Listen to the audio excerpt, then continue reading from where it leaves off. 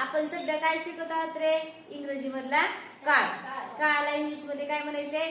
Tense म्हणायचे. Tense शिकण्यासाठी मी तुम्हाला आधी टू बी ची रूपे सांगितली होती की नाही सुरुवातीला, कारण हे शिकल्यानंतरच तुम्हाला पुढचं येत असते. पण तरी पण काही विद्यार्थी बऱ्याच चुका करायला लागले आणि म्हणून मी हा भाग तुम्हाला तक्त्यामध्ये ते देणार आहे. हा टेबल दिलेला आहे. तक्ता म्हणजे काय? टेबल. टेबल मध्ये मी टू बी ची रूपे दिलेली आहेत आणि ह्या त्याच्यामध्ये तुम्हाला काळ दिलेत. काळाचे 3 नावं दिलेत: वर्तमान काळ, भूतकाळ आणि भविष्यकाळ. आणि या पुढच्या टप्प्यामध्ये काय केले?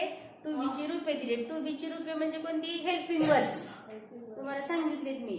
M, is, R. ठीक आहे. आपण साधा वर्तमान काळ शिकायला लागलो आणि त्यामुळे साध्या वर्तमान काळातली मी तुम्हाला टू बी ची रूपे सांगितलेली आहेत. Am, is, are. तर तरी पण जे विद्यार्थी शाळेत नव्हते आतापर्यंत, सोमेश्वर आज आलाय 8 दिवसाने, त्याच्यामुळे सोमेश्वरने लक्ष द्यायचं.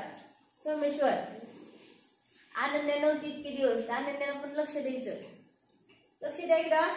हे काय आहेत रे? टू बी ची रूपे. वर्तमान काळाला इंग्लिश मध्ये काय म्हणायचं? Present tense.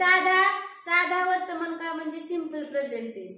फक्त इथे वर्तमान काळ दिले. वर्तमान काळाला काय म्हणायचं? प्रेझेंट टेन्स, पास्ट टेन्स आणि फ्युचर टेन्स. वर्तमान काळामध्ये किंवा प्रेझेंट टेन्स मध्ये आपल्याला टू बी चे एम, इज, आर ही सहाय्यकारी क्रियापदे घ्यायची आणि यांचा अर्थ काय? एम, इज, आर म्हणजे आहे, आहेत, आहोत असे जेव्हा वाक्यामध्ये शब्द असतील तेव्हा आपल्याला त्या कर्त्यानुसार हे सहाय्यकारी क्रियापद वापरायचे. पुन्हा भूतकाळ. भूतकाळाला इंग्लिश मध्ये पास्ट टेन्स म्हणायचे. पास्ट टेन्स मध्ये कोणकोणती सहाय्यकारी क्रियापदे घ्यायची? Was, were. Was, were. त्याचा अर्थ काय होतो? होता, होती, होते. जर वाक्यामध्ये होता, होती, होते असे शब्द जर आले तर त्यावेळेस आपल्याला हे वॉज आणि वेअर शब्द वापरायचे. मग वॉज कधी वापरायचे, वेअर कधी वापरायचे हे आपल्याला पुढच्या तक्त्यामध्ये पाहिजे. त्यानंतर बघा पुढचा काळ आहे भविष्यकाळ. भविष्यकाळ म्हणजे काय इंग्लिश मध्ये? Future tense. फ्युचर टेन्सला इंग्लिश सहाय्यकारी क्रियापदे कोणकोणती वापरायची? Shall be, will be. Shall be, will be. Shall be, will be म्हणजे काय? वाक्यामध्ये बघा असेल, असेल, असणार. भविष्यकाळ म्हणजे पुढचा काळ असतो. असेल, असेल, असणार. ज्यावेळेस असे वाक्यामध्ये शब्द असतील त्यावेळेस तो कोणता काळ समजायचा? भविष्यकाळ. आणि भविष्यकाळासाठी आपल्याला टू बी ची कोणती रूप वापरायची आहेत? शाल बी आणि विल बी. शाल बी कधी वापरायचे, विल बी कधी वापरायचे हे आपल्याला आता थोड्या वेळाने पाहिजे. तुम्हाला समजलं? बघा वर्तमान काळामध्ये एम, इज, आर हे सहाय्यकारी क्रियापद वापरायचे सोमेश्वर. भूतकाळामध्ये वॉज, वेअर आणि भविष्य काळामध्ये शॅल बी, विल बी हे सहाय्यकारी क्रियापद वापरायचे. मग हे कधी वापरायचे? एम कधी वापरायचे, इज कधी वापरायचे सांगितले मी तुम्हाला. पण बरेच विद्यार्थी चुकायला लागले. ज्यावेळेस तुमच्या वह्या तपासते मी त्यावेळेस तुम्ही कशा पुढे पण आयच्या पुढे काही पण घ्यायला, वीच्या पुढे कोण इज घ्यायला लागले. तसं नाही. तर ते मी एकाच तक्त्यामध्ये ते देणार आहे कशा पुढे काय घ्यायचे ते. आणि तो तक्ता तुम्ही आज घरी गेल्यानंतर 10 वेळेस वाचायचा. किती वेळेस वाचायचा? 10 वेळेस मन लावून वाचायचा.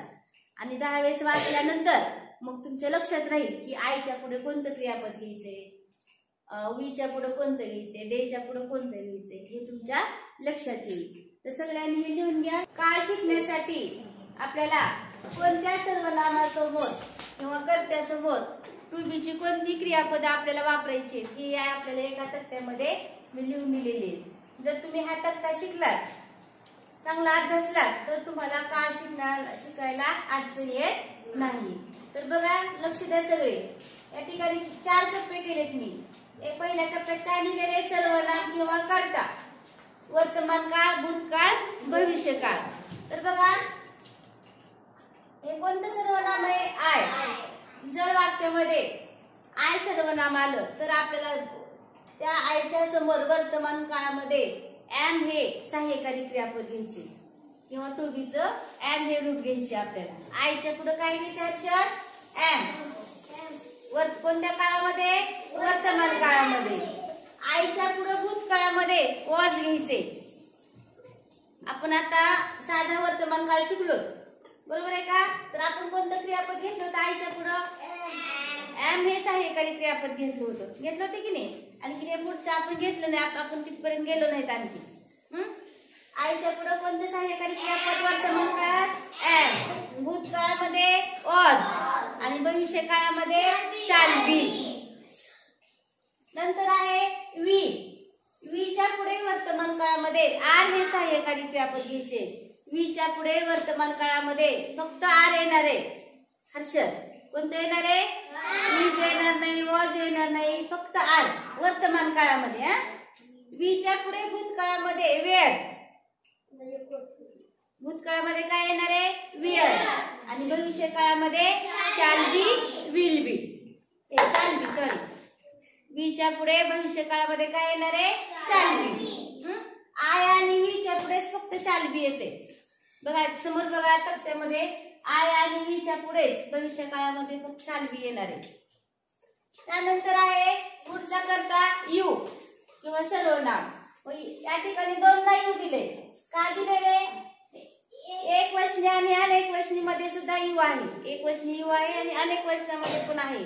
मग एक वचनी जरी असेल तर वर्तमान काळामध्ये यूच्या पुढे काय येणार आहे? आर येणार आहे.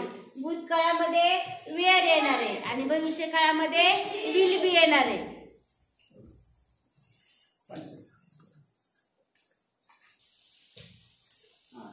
यू साठी वर्तमान काळामध्ये काय येणार आहे?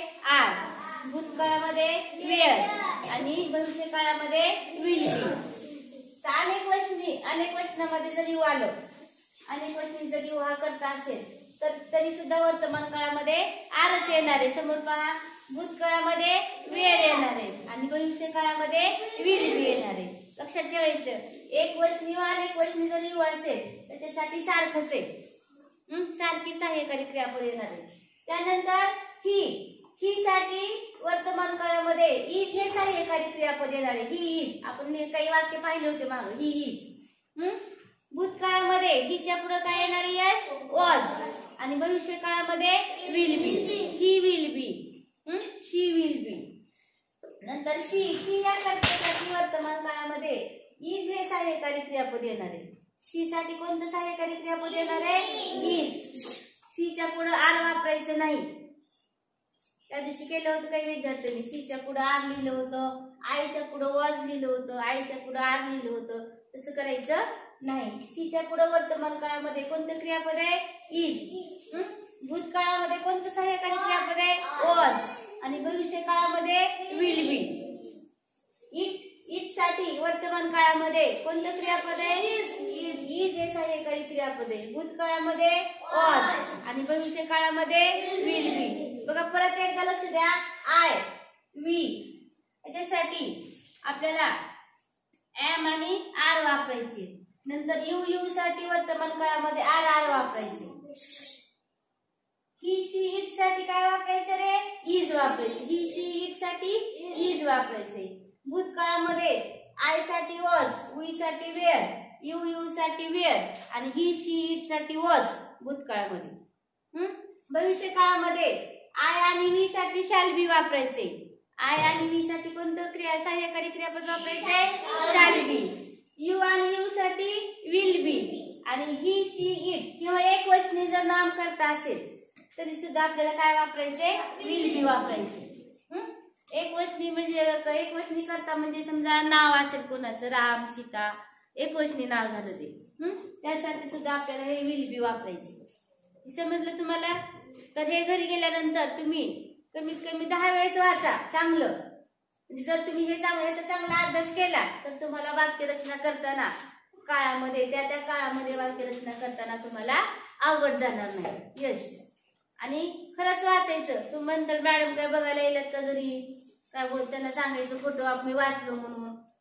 तुमचं तर ते नुकसान कोणाचं आहे? मग तुमचंच आहे. हे तुमच्याच लक्षात येणार नाही. समजलं तुम्हाला?